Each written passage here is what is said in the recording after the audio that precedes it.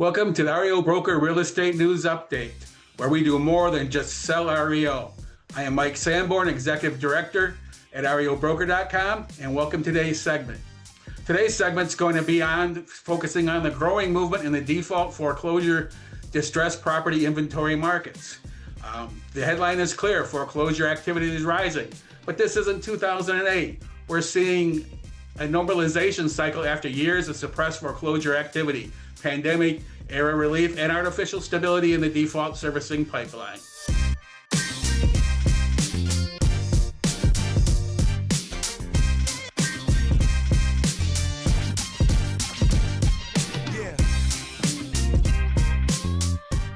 So let's talk about some of the headlines. Foreclosure activity has been rising year over year.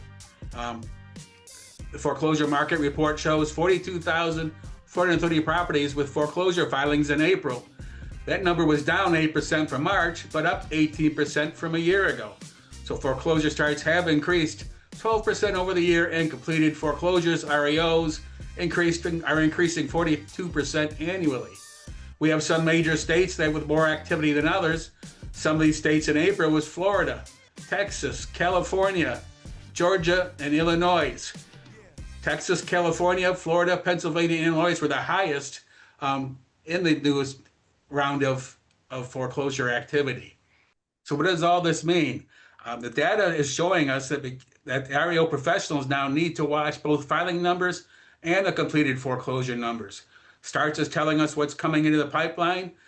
Completed REOs tells us what may become bank-owned inventory. There's still an increase, but now the agents have to be able to watch and know what their states are doing and be able to prepare for what may be coming down the pipeline. Doesn't mean the market is collapsing, but it does mean that the servicers are beginning to now move all this delayed inventory. We went for a few years where everything was delayed, postponed, and put on hold. It is now starting to be moved into the marketplace. We're going to be seeing increases in these in all states, but in some of the major ones, which are surprising because before Texas, California, they were always low on REO, same as Florida. But now you're going to see the increases in these states. It seems the most important story right now in the default industry is the FHA loans. The American Banker reported that FHA-backed foreclosures jumped 28% in the first quarter compared to a year earlier after the pandemic. FHA relief programs have ended. Servicers are now preparing for more borrowers to face foreclosure, short sale, or deed in lieu over the next 6 to 18 months. Housing Wire also reported the FHA loan performance is weakening. They represent about 11% of active mortgages, but they account for roughly half of all the serious delinquent loans. The imbalance is significant for REO brokers and asset managers, servers, and investors. The FHA issue is not just missed payments. It's the combination of different items of escrow, back insurance increases, property tax increases, monthly payments going up. Some of these properties during the pandemic may have had the forbearances. Those are all coming to account for. I'm handling a short sale right now, personally, that had the forbearance put in twice, and now she's got that added on to her payment. So her short sale is even larger than we thought it was going to be. So these are things that seem to be a common factor right now that's happening with the FHA-backed loans. Mortgage delinquencies out here have improved seasonally, but there are late-stage stresses that are still building in the default industry. In fact, ICE reported that the national mortgage delinquency rate declined to 3.35% in March of 26, which reflects our normal seasonal improvement. Activity has also improved with prepayments. Activity increased as some borrowers responded to lower rates, but there are deeper issues. Serious delinquency is still there. They reported 154,000 more borrowers who were either 90 days plus past due or in some kind of foreclosure activity. From 1 year earlier, active foreclosure inventory rose to 273,000 loans, the highest level since February of 2020. This is what's behind the story. This is what's behind the story. With early stage delinquencies may improve month to month, but agents need to pay attention to the late stage pipeline that is still building. REO professionals need to focus on there are 90-day plus delinquencies, active foreclosures, people still going in, watching the auction activities, which is something I do quite a bit. I gauge my area based on the five major auction companies doing foreclosures to show that there is increase in activity that way. So even though we do have some good signs, there are still some late stage and people that are still in trouble in the serious delinquency mode. Something we all need to be aware of, especially if you're working in the REO default side of it. Surprisingly, though, home prices are still holding up nationally. Unlike the crash years 2008 when prices were dropping down, we are still holding with stable and rising prices, which is also a positive for the industry. The 2026 Mortgage Monitor shows that home prices rose 0.32% in April on a seasonal adjusted basis. Annualized, that equaled about 3.9% growth if sustained. ICE also reported the annual home price growth accelerated to 0.9%. So again, this market is going to be different and is different when what we're used to seeing from 2008. Many markets, the borrowers still have equity. The equity may allow distressed homeowners to sell, refinance, renegotiate, or pursue some other activity to get an alternative besides foreclosure. So there are options that are out there. Again, I was handling one where, unfortunately, she has a short sale that is $15,000 higher than what she thought her loan was, but that was because of the forbearance. But we still have pricing that lets us do a short sale without it being a drastic reduction. So these are things that we can look at.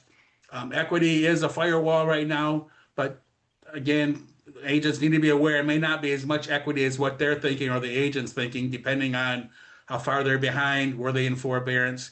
But these are ways that we may work as agents other than trying just to get an REO. We work on trying to get the homeowner an option of getting out of the house with a short sale, with a deed in lieu, or some of it, because our pricing is still good. So we do have positives and negatives in today's market. And as an agent, you need to look at all avenues instead of just down one. Short sales and deed in lieu may be options, as I just mentioned. The foreclosure pressure rises. Professionals should expect to renew attention to these items. Again, instead of waiting for it to get an REO, we can work with the homeowner. He may have had equity. You can work with the bank. We may be able to do a deed in lieu if we can't get the short sale going. These give options to the homeowners. And unlike the 2008 again, these are things that may be available that real estate professionals need to look at if you're an agent, other than just give me the bank short sale. Start working with the homeowners prior to it becoming a foreclosure. Start working with the lenders with options. These are things I think that will help you, again, look good to your homeowner, look good with your company, look good with yourself as far as trying to find options other than facing the entire foreclosure process. Will there be some? Yes, but before we get to the foreclosure, we have options to try to relieve some of it for the homeowner. Again, short sales, they might not be the quickest thing, but it helps the borrower out, helps them down the road, helps the bank out. Deed in lieu gets it back to the bank quicker, gets it back to the has to go foreclosure. They can avoid a big foreclosure process by doing a deed in lieu after we've tried the short sale. Keep this in mind as a real estate professional that we do have options and you have things that you can do to try to work with your buyers, or work with your sellers, for your buyers also. Professionalism matters. So this is something that's good for the entire industry. Not every real estate agent is prepared for this work, but an REO broker professional was. And that's where us at REOBroker.com do come in. We help to train you. We help to point these out. We've got networks of people who can help you with the problem. And that's what we do at REO Broker.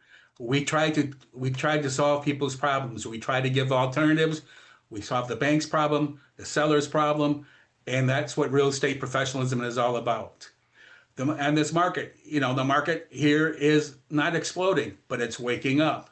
There's opportunities out here for REO professionals and REO agent professionals. The numbers show a gradual but meaningful rise in foreclosure activity. FHA loans creating the most serious stress.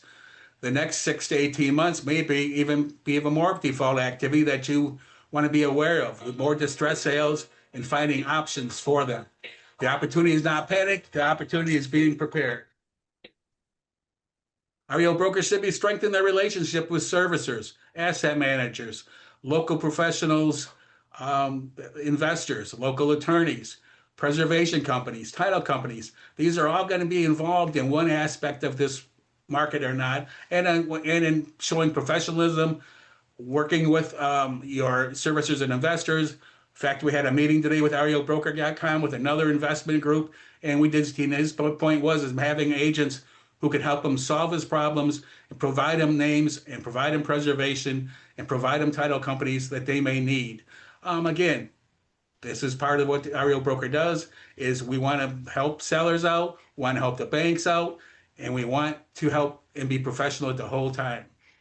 That's one of the good things about being an REO agent. And in this industry, by doing this work, it's not the same old thing. It changes every day. Thank you for watching the REO Broker Real Estate News. For more breaking real estate news, REO updates, foreclosure trends, housing market analysis, and interviews with the industry leaders from across the country, visit REOBroker.com.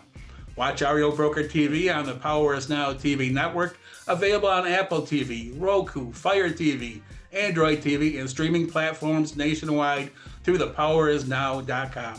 Listen to the REO Broker podcast on all major podcast platforms, including Apple Podcasts, Spotify, Amazon Music, iHeartRadio, Audible, and Google Podcasts. Subscribe, follow, and share this broadcast with your client, colleagues, and industry partners. REO Broker, where we do more than just sell REO. Thank you for watching. Everyone knows the power of social media and the impact a strong online presence has in this day and age. But most real estate agents simply do not have the time to manage all the advertising and marketing details, and that's where the Power Is Now Media steps in. We are the answer you have been looking for. Let us help put your brand on the map. We will create customized graphics for weekly full-page ads, social media content, video, and podcast content for you.